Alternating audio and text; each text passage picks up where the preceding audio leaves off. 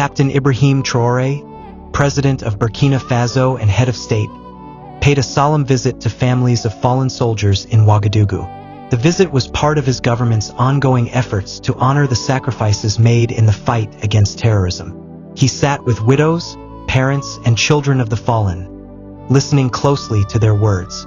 He promised that their sacrifices would not be forgotten, and that the state would provide education, housing, and health care for their loved ones. The visit was broadcast on national television. Citizens across the nation saw their leader not as a distant figure, but as a young soldier who bore the same uniform, shared the same risks, and carried the same burden of loss. His gesture reinforced a sense of solidarity and reminded people that the war against insecurity was both a national and a personal struggle. As the sun dipped low over Ouagadougou, Captain Traoré entered a quiet courtyard.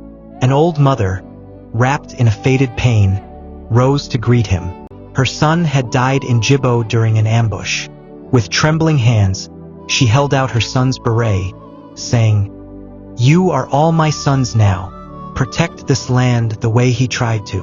Traoré bowed his head, placing the beret against his chest in silence. Later, at another home, a young girl clutched her father's medal and asked, "Will the war end soon, Captain?"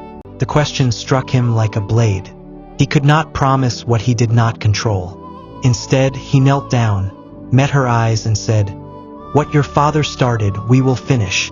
And when it ends, you will tell the world that he was among the heroes who saved our nation." That night, in the presidential quarters, Traoré lit a lamp and spread a map of Burkina Faso before him. He marked the red zones, Kassi, Somme, Yaga, Tapoa, his mind weighed with both grief and strategy.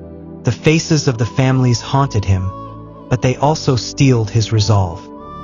He whispered to himself, "Their tears are not in vain. We must strike harder, move faster, protect stronger." The visits stirred the nation. More families requested to see him, and volunteers from across villages began forming local defense groups, inspired by his presence among the bereaved.